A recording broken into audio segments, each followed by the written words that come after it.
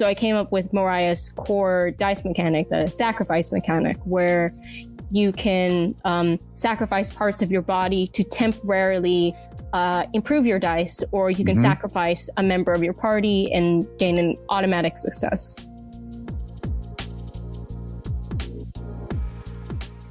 You're about to listen to an episode I feared would never be released. The source recordings were lost until they were found. I'm embarrassed that it took this long to get this out, but I couldn't be happier that it demanded its release.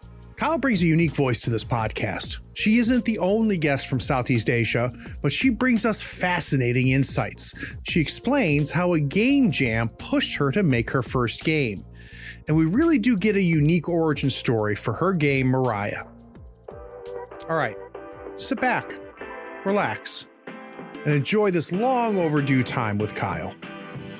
This is James D'Amato. When I'm not thinking of new ways to make little guys kiss each other, I listen to Tabletop Talk.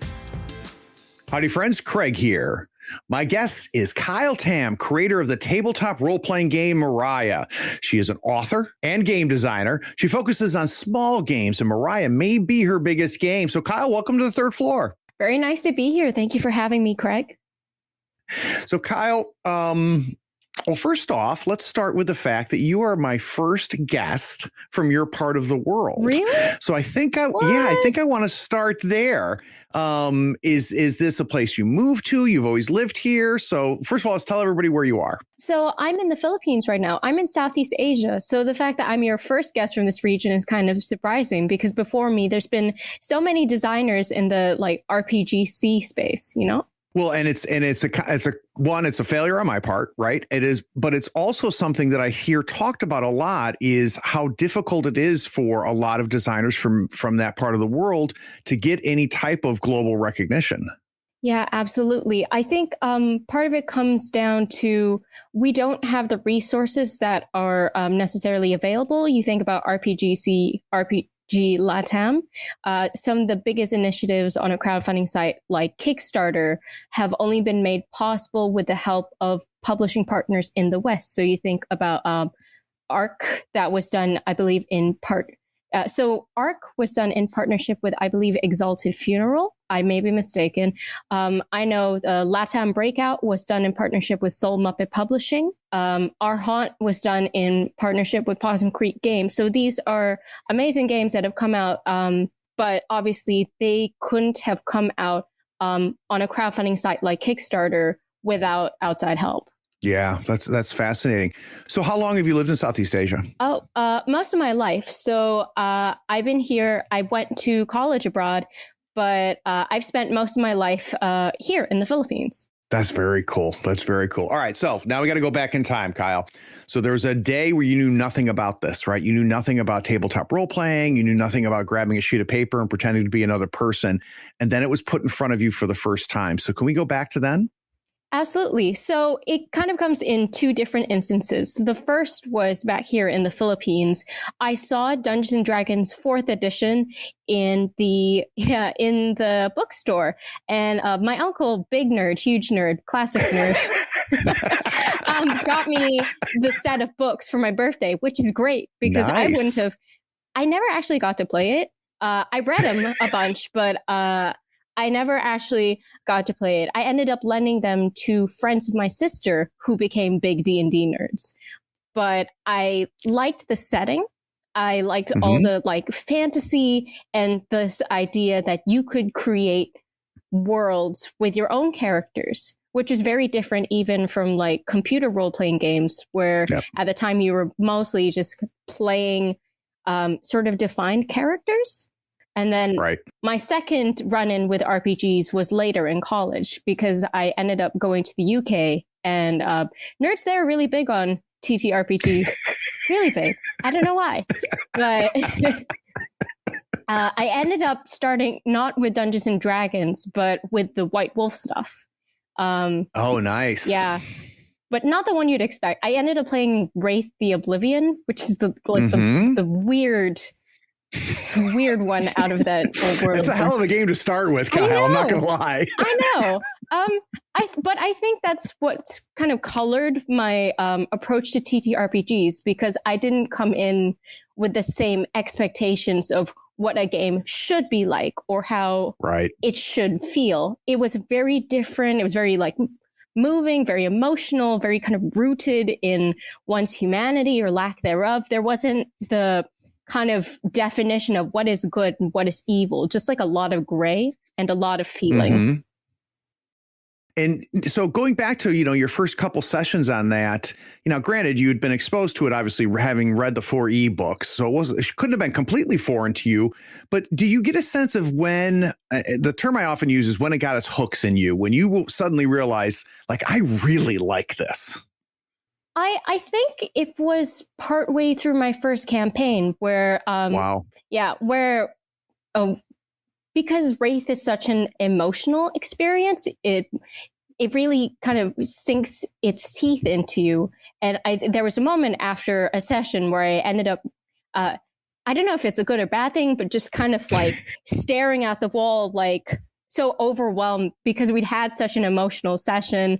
Wow. Yeah, we had, I forget the term, but they call it, it's like a confrontation with one's shadow. Like you're kind of pulled into the match. And the way that it works in Wraith is that all of the other players plus the GM kind of end up playing a role in, like forcing you to relive the past of your character. And that's kind of when it got to me, when it's like, oh, this is more than just us making voices around the table. This is what it is. It's just the raw emotion of it. And even if it's not myself as a character, what it's drawing out of me, it's like making me think about myself. Yeah, I've never played Wraith, but that mechanic that you're talking about, I remember coming across it for the first time and going, like, that could potentially be an incredibly intense experience. Yeah, it is, which is why it's so important, I think, that you need to have so much trust in the people that you're running it with. Like some of the people who were in that campaign have been some of my closest friends since then. Yeah, and safety tools, right? That's why also safety tools are there, because part of the reason we play these games is to potentially have something as powerful as that happen, but you need those guardrails up in order to be able to stretch out in that. So you play Wraith for a little while. What was your next venture after that? So what did you start to explore after you realized I really like this? Just a lot of different things. That's kind of the nice thing about TTRPG space. I ended up going in a very sort of opposite direction when I started GMing. And my first game that I ran was Paranoia, because I was asking... That's amazing, Kyle. This is the greatest origin story ever. Going from Wraith to Paranoia. I'm in love. Keep going. Yeah, so I was asking my friends, what's like an easy game for a GM to run, or like what's not so rules heavy, because I was looking at Wraith and I was looking at D&D, and you literally got a whole other book with rules for the person in charge. I was like, I can't do this. That's a lot of stress. So I had a couple of people because I was part of a group called the Science Fiction and Fantasy Society. And I had a couple of people from there tell me Paranoia is really good because they can't get mad at you if you don't know the rules. And I was like, what? And they're like, oh yeah, you could just say friend computer zaps them. And I was like, I like this. Keep talking. Go ahead. No, please. I was just going to say it. And I think it gave me a lot of confidence to try other things as a GM, just because you hear all these things about like a GM needs to know the rules, or like a GM's making sure that everything's going right. And Paranoia was like, you could learn this, I guess, but you don't have to. And if people get mad, they just die. It's okay. I like that. I've never thought about Paranoia as being a good intro GM game, but you're 100% right. I mean, it's literally built into the text. That's hilarious. Yeah, it is. There's a certain fetish built around GMing, which we just got to get rid of. There's, I've had, especially with a lot of my locals, I've been the person that's either introduced them to TTRPGs or reintroduced them, right? So they played it when they were a kid.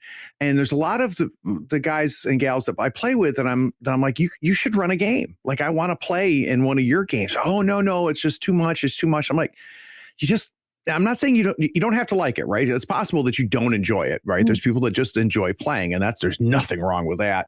But I feel like, I don't know. There's just too much put onto it. Anybody can try to run a game. Anybody can try to run a game and succeed and love it. There's people that can try to run a game and just not enjoy it.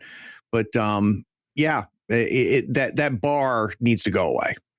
Oh, absolutely. And I do think part of the contributing factors, like when you see the big, more popular games, you have your like Dungeons and Dragons, your Pathfinder, the fact that, first of all, the DM's Guide is a separate book. It kind of comes with this expectation, like you've got to read it like a textbook, you got to memorize it. So that can be, as you say, it's sort of the hurdle. It's the big barrier. Yeah. And I mean, as somebody who plays a lot of different games on my Twitch channel, and people that watch it know this, like we'll get to a point and I'm like, I'm not quite sure what the rule is. We'll make the call at the table and then we'll just move on. And then later you look it up, right? And no harm, no foul, nobody died. We kept playing and we got it all figured out. All right. So you go from Wraith to Paranoia, which I love.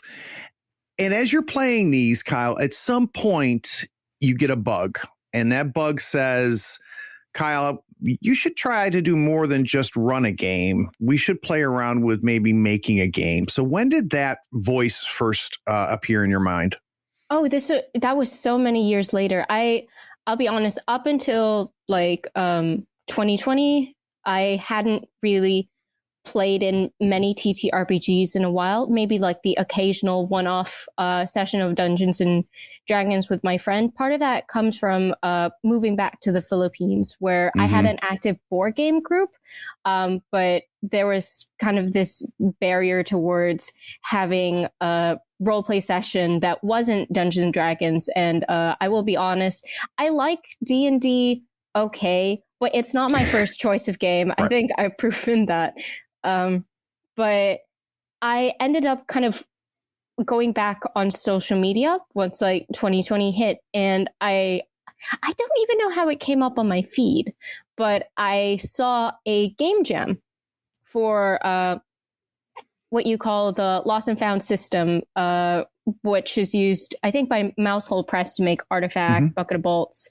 And it was a solo RPG, which was fascinating to me because never in my life would I have considered the role-playing game something you can, play and make by yourself. So I played Artifact by myself, and I was like, I love this, and I could do this, and I'd like to do this for somebody else with, a theme that means something to me. So I ended up kind of joining the game jam, making my first game, Beloved, which is kind of Toy Story style take on that system. Yeah. And you are creating, toys like childhood heirlooms that are passed down from owner to owner, Toy Story style. And so that being your first game, when you look back on it and you open it up today, what in there do you see was the beginnings of how you make games? And are there things in there that you see that you've abandoned as a creator? So I think it wasn't trying to do anything really sort of innovative or different with the mechanics, which I wish I'd tried to do something different with it. Like now I look back and it's like, it's very much Artifact, but sort of different skin. Right.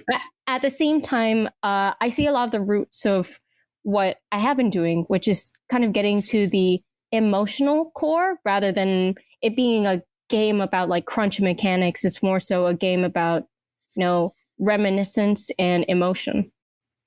All right, so I want you to imagine, Kyle, that I am taking my daughter to the Kyle Tam Museum, and I want her to learn all about the great designer Kyle. So I go and I take her to the Moriah section of the museum, and where we start is where Moriah started. So what would I see in that exhibit? Where did we first see the seed of Moriah? Have you heard of Vocaloid? Of what? Oh, I like Hatsune Miku, kind of. No.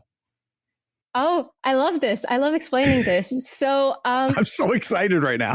so the Vocaloid technology is this kind of software that it's a vocal synthesizer, I guess. So what they do is they have people record a bunch of voice banks, and then you can use the voices to create songs. Like you string syllables together, and you have them make music. Anyways, it's that's amazing.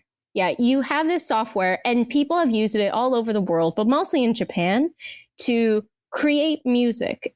And Moriah began with a song called "Blessed Messiah and the Tower of I," which is which is about it's a little plagiarized plot, but I made it my own. So, that's okay. There's no after the Odyssey. There's been no new story, so don't worry about that, Kyle. That's true. But you look at and you can see where Moriah starts. So it's the gods are angry with mankind because they've been destroying the world, and the only person who can save it is the Messiah, who must ascend this tower and overcome and gain the 9 blessings of the gods in order to truly be proclaimed the Messiah. And then it's about how the Messiah and her friends ascend the tower. She thinks they're betraying her because they take the blessings, but it turns out the blessings were kind of trials or curses, and her friends are enduring them on her behalf so that she can fulfill her duty. And this song came out, I think, about 2015. And I love it. I think it's weirdly compelling for a song made by artificial voices. Wow. But yeah, they come up with just really surprisingly good music and good storylines, enough that some of it gets adapted into like anime and manga, and you're like, what? That's so cool. And I mean, it's just another palette, right? It's just another medium for creativity. It's no different than having a set of paints. That's really incredible. So Kyle, you hear the song, but something happened, right? You heard the song, and it sounds like the theme and even the through line on it really meant something to you. When does that start to turn into something else, though? So part of it was the pandemic, and part of it was coming out with the mechanic that would kind of make up the backbone of Moriah. So obviously, without the mechanic, Moriah is just a story. But the pandemic hit, and it kind of gave the story a lot more significance, because you think about pandemic, you think about climate change, and ultimately where that morphed in my mind and where it kind of became the thematic grounding for Moriah was this idea that ordinary people, like all over the world, have been failed by the highest authority who should be protecting them. And it's kind of been left to ordinary people to do the impossible and just make life work and restore everything. And that's wild. Like, you think about, these massive oil companies and the governments that should be, protecting us. And then they haven't. Mm-hmm. And so in my mind, I wanted to make something around that. I wanted to kind of create a game which is a little more hopeful. Like, no, it's difficult, but it's something you can do. And then it literally just came to me, this idea of the sacrifice mechanic, because I was going over kind of things that they were doing in Lisa. And I don't know if the listeners know what Lisa is, but Lisa, I believe it's Lisa the Painful, is an RPG, I guess like a 16-bit RPG. H-Bomber Guy does a really good video explaining it. If you don't want to play it, it's okay. Where you are a man who is on a quest to find his adopted daughter in this post-apocalyptic wasteland. And you kind of run into these decisions you have to make where either you sacrifice like a member of your group in order to overcome some difficulty, or sometimes they have to die, or you get rid of a limb like an arm or a leg, and it sucks and you have difficulty progressing in the game.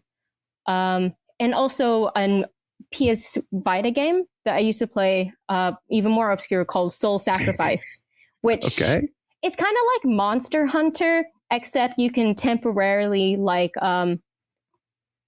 curse your arm or whatever in order to make a super powerful attack.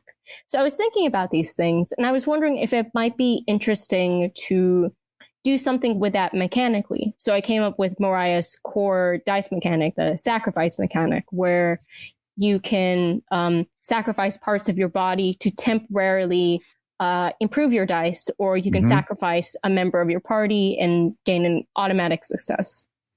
That's really cool. That's really, really cool.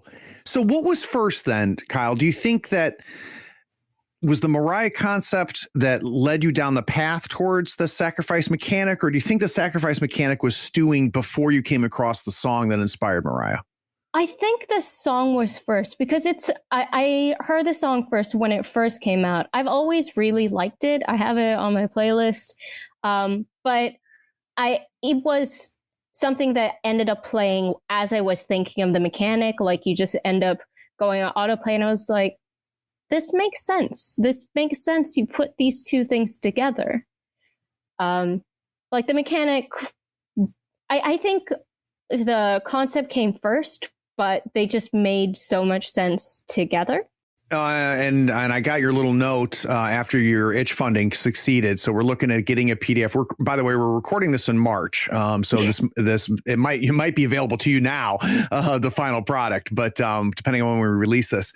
But so let's say I get my final PDF, right? I finally get my fully fledged, fully funded Moriah, and I go through that PDF and look at it. Then I break into your house and I find your notebook where you first started jotting this down and it first started to like come together. What would I see was the same? So what would I see in this initial iteration, this initial notebook of notes that I'll see in my final PDF? So what didn't change? So I think the theming didn't change. Mostly what we're going to be doing with the final PDF, I think, is adding and rebalancing because the initial ash can, there's what you call the demand value on the challenges. I kind of set those a little bit arbitrarily. We'll need to go through proper testing with different groups because when I set them, I did the dice rolls myself and I was just like, does it seem like people can get through this? Okay. Does it seem hard enough, but not too hard that they'll just like quit on the spot? Probably it's fine.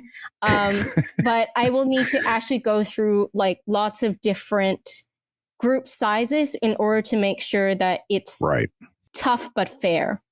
But the core mechanic was in the initial version. And then how much has that core mechanic changed? So I understand the balancing, the difficulty, but if I looked at the core mechanic in your notebook and the core mechanic in the final product, has that changed at all through the process? I think, I added the possibility to go kind of higher on the dice and, because I was toying around with, you just sacrifice the body parts and you will get the permanent upgrades. But that seemed a little kind of too easy to go through with. So that's why in the current iteration, you have that like rollback after each use. So you're not just breezing through the whole thing, especially kind of as it was pointed out, when you say parts of your body, you could just be really annoying and be like, I cut off part of a nail. I pulled out a hair on my head. And it's like, that's not the point. You could do that, but it's not narratively compelling. So at some point, this thing's in a notebook. It's in your head. You're kind of stewing it around, stirring it up. And then there was the first time you put it in front of somebody else. Yeah. So I'd be curious to know who or what group that was and what that was like to finally expose it outside of your brain. So Stuart Martin, who is going to be one of the co-writers on it, he'll be writing one of the stretch goals, what is my writing partner and a good friend, and he's helped me playtest mechanics. I help him test things out, and he was the first one to tell me your flat numbers are not going to work for your demands. And I was like, why not? And he's like, you made it so arbitrary, nobody is going to be able to get through this. I was like, what? No. And then I had to like go away for a bit and be like, no, you're right, I have to change that. Yeah, he was absolutely right. And then I had to go back and try to rebalance a bit, and then we'll have to go back and rebalance again. But it was also kind of reassuring to put it in front of him, and to put in front of a couple of my other friends, because even though they had things to say kind of like about mechanical balance, and then there was concern about like, is this too hard? I also felt a lot of reassurance on the theming of it, like the emotional core, because I was worried, like, is this something that's kind of a bit too weird? Is this something that's quite niche? And there were a lot of people who were like, this is heartbreaking writing. This is like gut punch writing. Keep going. And I was like, oh, good, cool, thanks. Well, I mean, good Lord, Kyle, you put this in front of somebody for the first time in its first version, and what they're talking about is just balance and stuff like that. I mean, that's how you sand off the edges. That means that the core was in pretty good shape. So that had to have felt really good. But I do want to take you back to that point where, you know, you got kind of your first criticism, right? That this is too hard. And he tells you this, and you said, you had to step away for a little bit and then come back. I'm fascinated by that for a creator, when you hear feedback that either surprises you or your initial instinct is to disagree with it. What is that journey then to make you go, well, wait a second, maybe it's right? So what does that gap look like from, no, you're a crazy person and I don't agree to you, then time passes and then suddenly you're like, ooh, maybe they were right. What happens between A and B? I think it's because I recognize my own processing when it comes not just to design criticism, but just critique in general. And like when I get into an argument with somebody or when I have lengthy discussion, I know that my first instinct is to be defensive. That's who I am as a person. So I've tried to do my best to, when I say these things, tell the person who I'm talking with, just give me a little bit of time. Yeah. Sometimes it'll just be a couple of minutes or a couple of seconds. Sometimes it's hours, a day or more, because I know that my initial instinct is not always right. And sometimes I need more time to like process and think about, I'm not always right. Someone else has a different point of view. Let's backtrack and think, what were they trying to say? And sometimes they aren't right. It just happens. But sometimes they are. And in this case, I know where it came from was not in a place like hurt me or made me feel discouraged, but definitely was coming from a place where he was trying to help make this a better version of the game, not just for my sake, but for people who would play it. And then I had to look at it and go, oh no, he's right.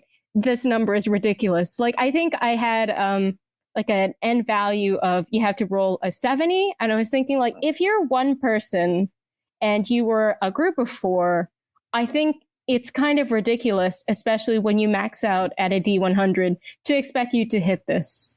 How are you going to do that? Yeah, that's an amazing amount of self-awareness, Kyle, for you to be able to understand that tendency, both for you as a person, but then to have it extend to you as a designer and understand that it's not just when, you're talking about human interaction in general, but within your designs to be able to absorb that and a certain level of maturity, I think, that comes along with that. And I don't mean like, you're older. I mean, like as a designer, right? A certain level of maturity to say, I need some time. I can filter this out. Because one thing I hear often, and I've heard it from several designers, is playtesters are very, very good at pointing to the problem. and they're critical. They will find problems that you will not find. And that's critical. They are also the worst people to come up with solutions. And I wonder whether you think that that's a true statement or not in your experience. I think it depends, because I had the benefit of Stu is himself a designer. So I think he was able to come at it from a better angle. Whereas if I put this in front of like just a regular game playing audience, or even a group that doesn't usually play games, they wouldn't necessarily have the background knowledge to be able to form what they'd think of as a solution. So at what point did you say, this is ready? This is ready. I'm going to put this on itch. I'm going to get this funded. I want this to be more than just an ashcan, PDF. When did you make that decision, and what caused you to make that decision? Did something happen that made you say, I'm going to do more with this? Okay, so I'll be honest with you. The ashcan was halfway done when I decided I want to fund. Nice. We run wild like that. Because the thing is, I knew like I wanted to make this something bigger and better than what I'd done before, because I would like to think people know their strengths and their weaknesses. And graphic design is not my passion. It is some other people's. It is not mine.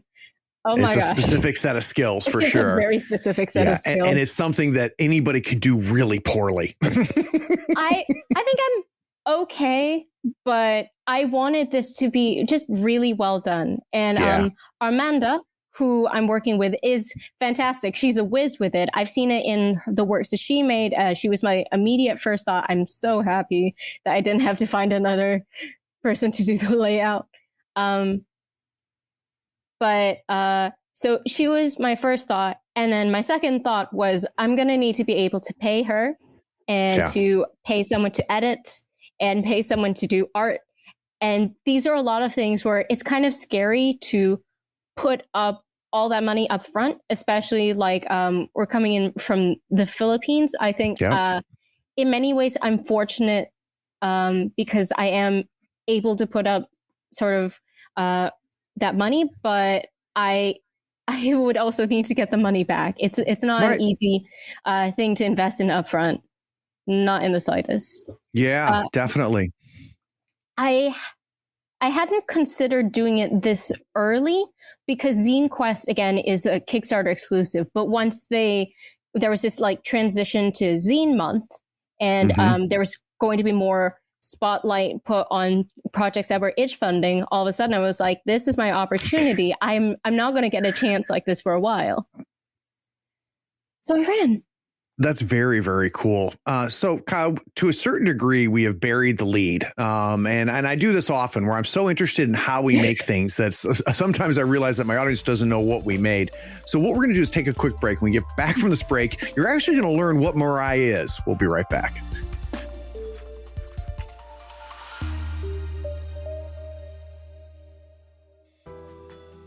Hey, it's me. I'm interrupting this episode, and I hope you're enjoying it, and I bet you're anxious to hear the rest. But before we jump back, I need a favor. Do you know someone who might enjoy this episode? Can you shoot them a quick message or maybe even send them a link to it? Listeners sharing this podcast was the primary reason we almost doubled our audience last year. Also, would you like to see and hear these games in action? Go to the Third Floor Wars YouTube channel and Twitch stream. Our actual plays combine compelling role-playing, character-driven action, and system tutorials. We create great stories while lifting the hood and showcasing the game mechanics. Links to both are in the show notes. Okay, last thing, and I mean it. Have you rated this podcast on your pod platform yet? Maybe even written a short review? It is a simple way for you to be even more awesome than you already are. Okay, now I'm done. Let's jump back and listen to the rest of this episode.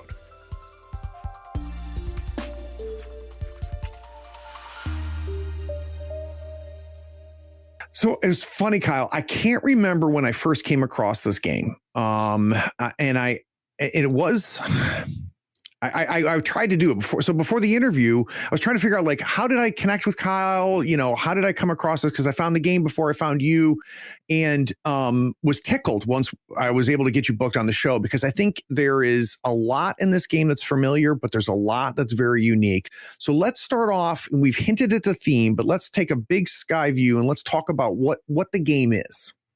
Right. So I describe it as a game of sacrifice and faith, but just to kind of get into where you start in the game, it begins kind of with the humanity of sort of destroying their own planet.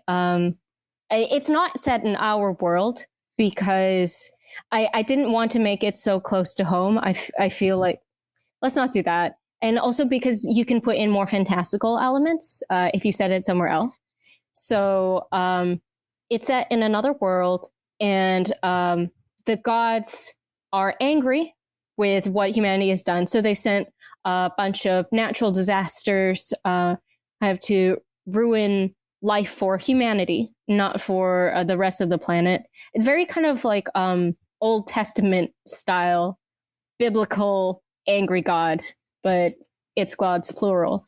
It's been 7 years since the start of that. It hasn't stopped. And you as players are villagers who live at a town beneath the base of the mountain of the gods. So you kind of, you haven't received or really seen as much of the terror that the rest of the world has. But instead, what you've seen is like all of these groups of people who have tried to ascend the mountain to speak with the gods and have failed.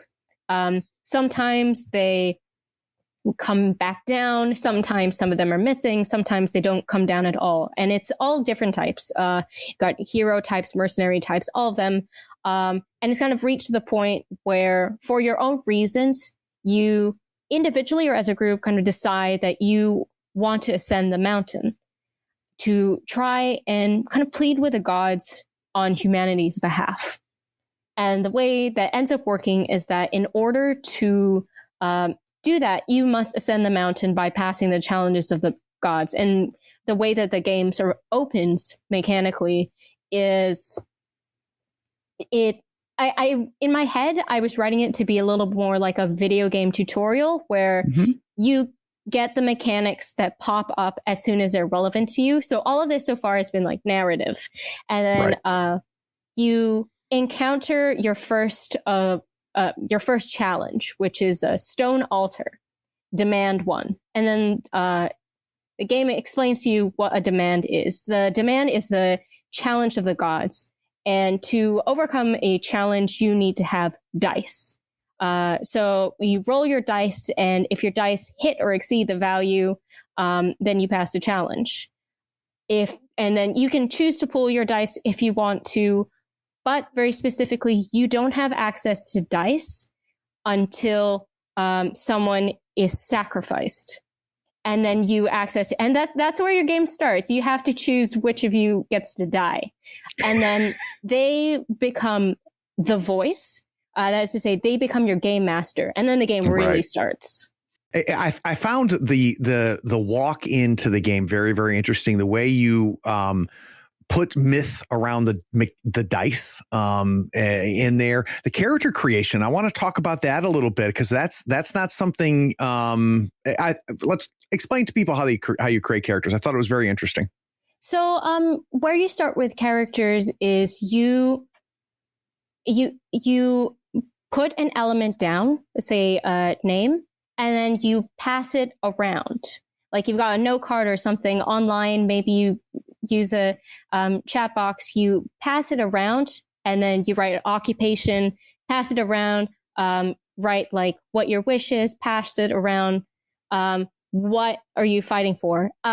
This is something I took inspiration from 10 Candles for, because there's a collaborative element of creation there, which I've always found really interesting. I really like 10 Candles.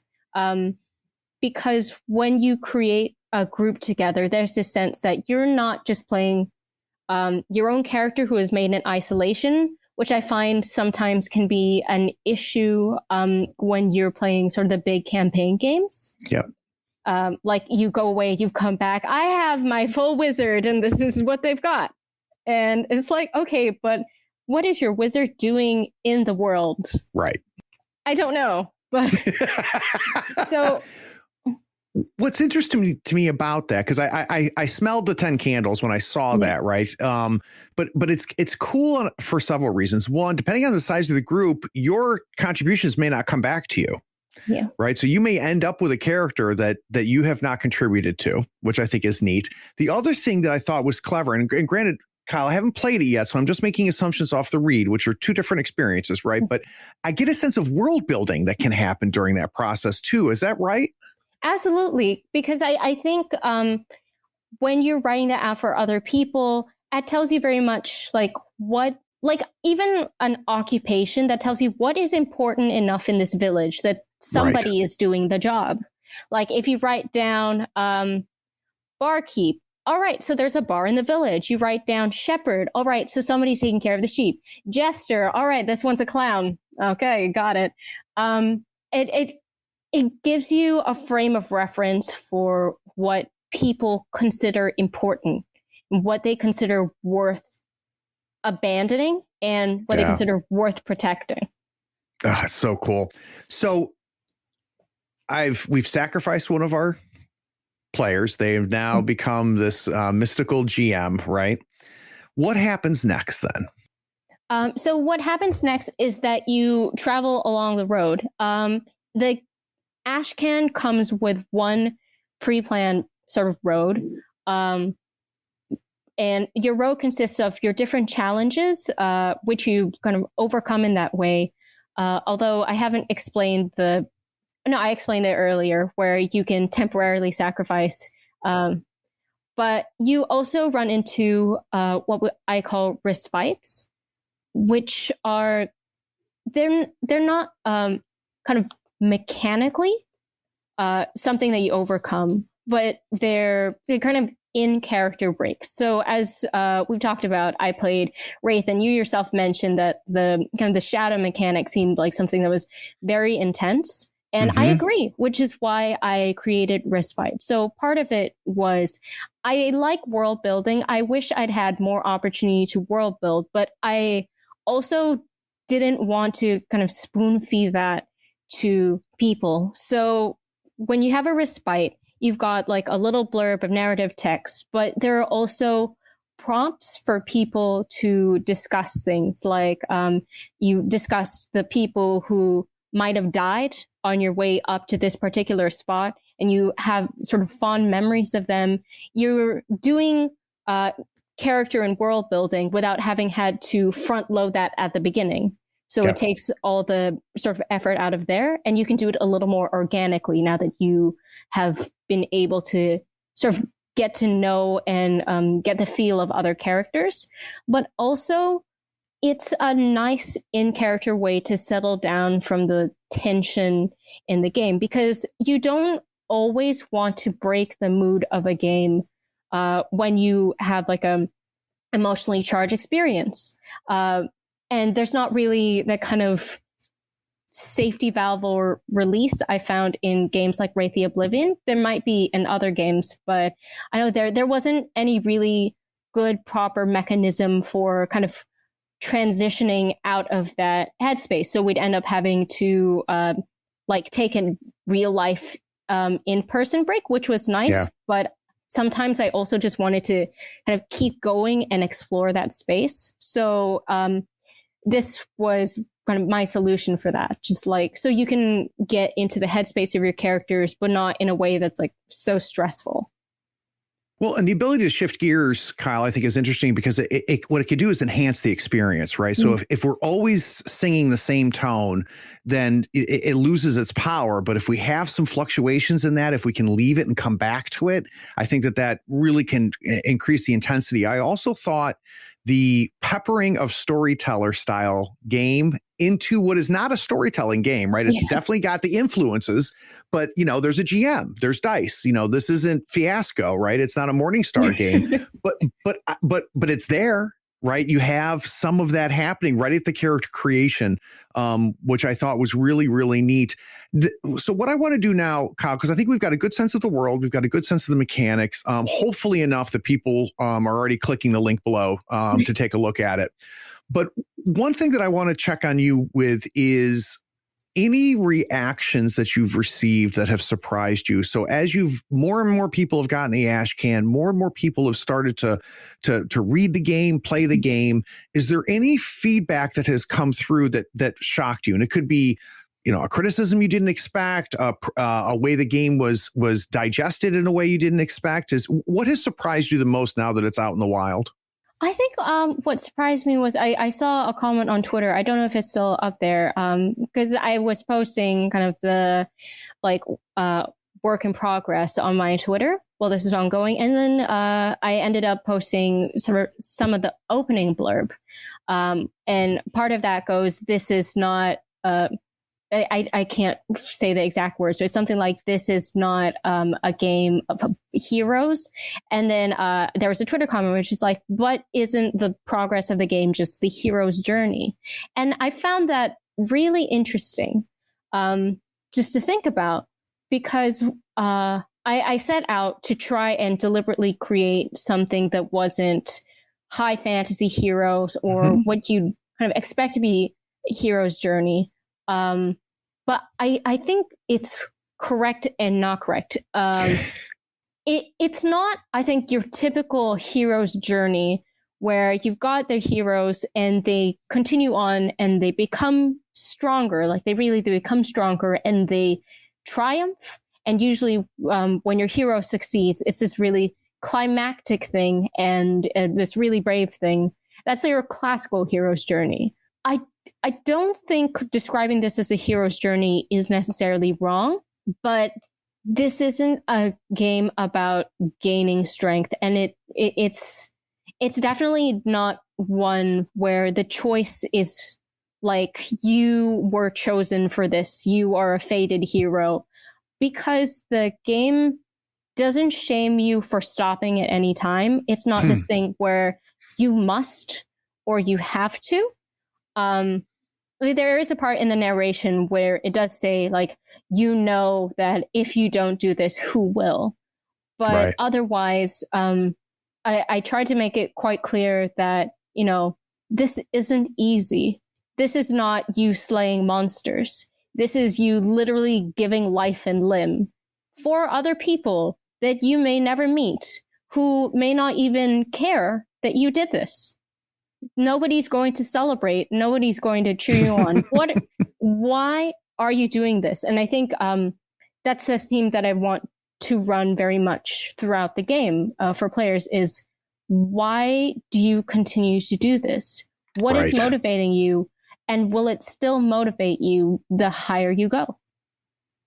Yeah. And so I think I understand what you're saying, because yes, there's a, we're doing a grand thing. We're saving the world. Right. So that aspect of it. But what rings for me there is, I look at Perseus at the end of his hero's journey, and I look at the players that maybe succeed at Moriah. They don't look the same, right? They're in much different conditions at the end of this journey. I think it's close to like you think about a mythological war, and then you think about kind of who comes home from a real war. Like they won, but did they win? Yeah. Yeah. Wow. I hadn't thought about that. That's a very, very powerful aspect of that. Ooh, that's cool. I got to go back and read the ash can now. I had not thought about it from that perspective. Very cool. So obviously, Kyle, we're going to link to the itch link for Moriah. So anybody who scrolls down right now will be able to click on that. Yeah. But just in general, Kyle, if I want to get more Kyle Tam, where should I go? So I do have my own itch. You can probably backlink it from Moriah, but it is Urania Games. Urania? I actually don't know how to pronounce that. It's your name. I've only ever seen that written out. I thought it was really neat because Urania is the muse of the stars. So I thought, that's nice. Like the Muse of Stars, the astronomy, like I'm reaching for the stars. It's yeah. But just to clarify, it's yours. So it's pronounced however you pronounce it. That's true. Unless someone who is knowledgeable in Greek mythology tells me otherwise. Well, they can push their glasses up and say actually, but it doesn't change the fact that it's yours and you pronounce it the way you want to. So we'll link to that down below. Where else can we find you? So I do have a small website, whatkylewrites.car.co. So I do TTRPG work. I used to write short fiction. I might again. I do some review work for a couple of sites, like Strange Horizons, and Anime Feminist has been kind enough to publish me. I write articles at a couple of other places. I am going to be writing a little bit of content for a video game, which I think is, I'm not sure if I'm allowed to say which one yet until... That's fine. We'll wait. We'll find out, and you can scroll down and it'll be linked below. If it's not linked below, we weren't allowed to do it. You'll see it at some point. I'll link it on my website. Perfect. All right. So the last question I subject all of my guests to, outside of what you have made, I'm always fascinated to find out what you love right now. So something that you've been reading, something you've been playing, whether it be a TTRPG or a computer game, a movie, whatever. What has just consumed you lately that you're just like, God, I can't get enough of this? Do you follow wrestling? I did as a kid. Oh, okay. I read a lot. I like light novels, but right now, because I want to hear about the wrestling. Yeah, because this is March, this will have passed long since. Yeah. But the lead up to AEW Revolution, which is their next pay-per-view event, has been stunning. Especially there's the storyline between MJF and CM Punk. So for those who don't know, I'm showing my colors. MJF, this is amazing. MJF is a little shit. MJF is a little shit. He's younger than I am. He's 25. I hate him. But he's one of those heels you really love to hate. Yeah. But he had this fantastic promo recently because apparently as a child, he met CM Punk, one of his heroes, at an event. He's got a photograph to prove it. It's all over the internet. And he had this surprisingly moving promo where he talked about as a child, he was diagnosed with ADD. He's Jewish and he was like mocked for having ADD, for being Jewish. And CM Punk was one of his heroes. So when CM Punk famously retired from wrestling, it was heartbreaking for him. And it kind of set him on the path to being this terrible, terrible person now. And I find it so fascinating because there's an element of soap opera that's in wrestling. That comes from Glow. That's not original. But at the same time, it's not soap opera because in every great lie, in every great story, there are grains of truth. And the way that promo was cut and the way that storyline has progressed, you can really see kind of the truth, the heart of MJF, this horrible bastard. And it shows how stunning a performer he is, that he's created this character who's so vile, so hated, but you're still crying for the devil at the end of the day because you can't help but feel for him. So that's been really what's been occupying my mind right now. It's going to be out. You can probably watch it somewhere on the internet when AEW Revolution comes out. Go watch it for MJF. Go do it. Oh, that's fantastic, Kyle. And I got to tell you, you are not the first creator I've had on the show that loves wrestling. And it's been explained to me this very similar to the way you do, where this is storytelling. These are characters. It is understanding hooks, understanding through lines. And I mean, it has changed how I view it, because I used to watch as a kid, WWE Hulk Hogan. That's how old I am. But I to see it as theater, and to see it as compelling storytelling, is something I would not have expected. But you're not the first person to explain that to me. That's cool.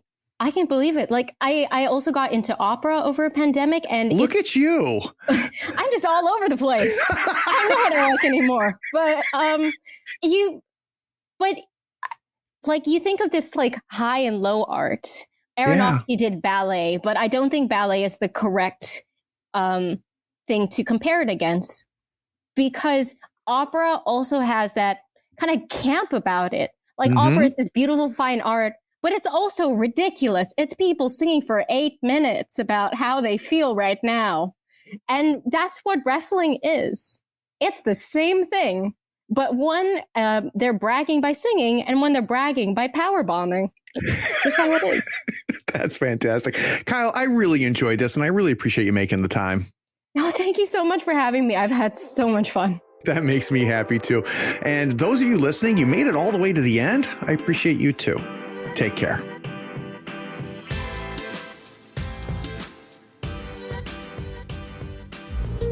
We hope you enjoyed this episode. Subscribe to Tabletop Talk and share it with your friends. Check out our content on YouTube and Twitch. Follow us on Twitter and Facebook, and stay updated on everything coming from Third Floor. All the links are in the show notes. Take care, floorheads.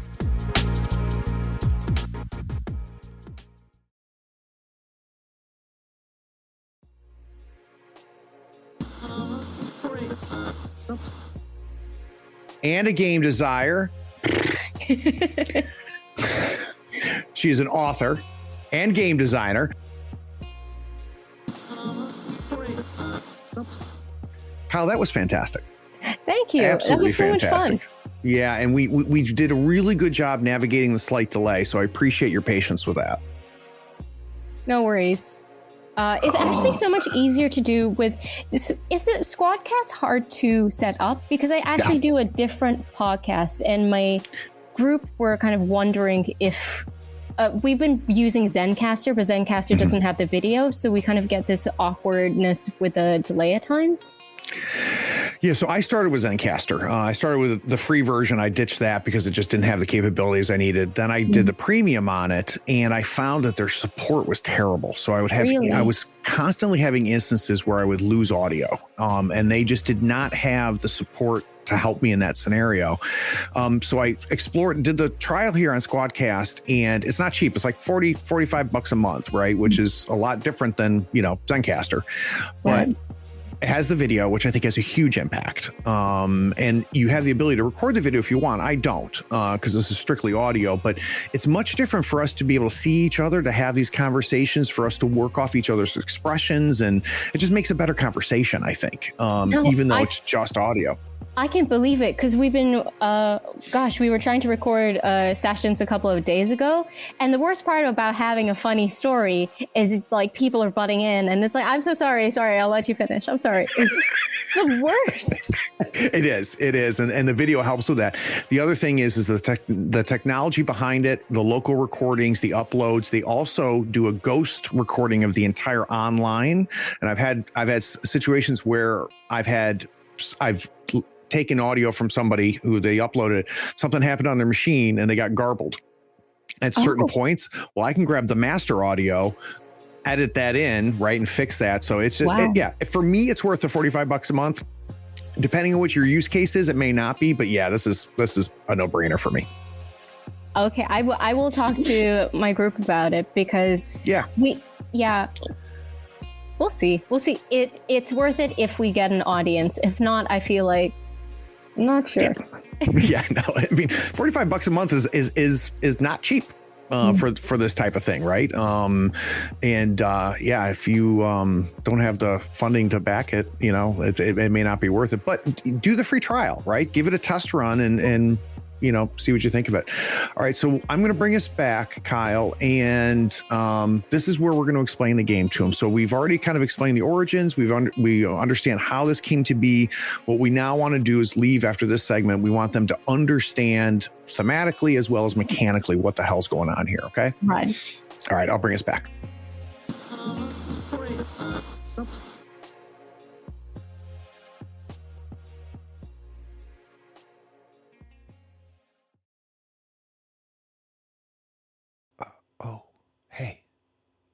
you still here? Wow.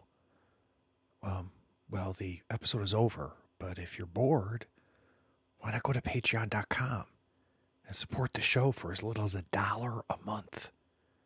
Yeah, you can just scroll down and get the link. It's Patreon that makes this and all of our other content possible. Don't you want to join the other floorheads on the Patreon Discord? Anyway, thanks for sticking around. Take care. Bye.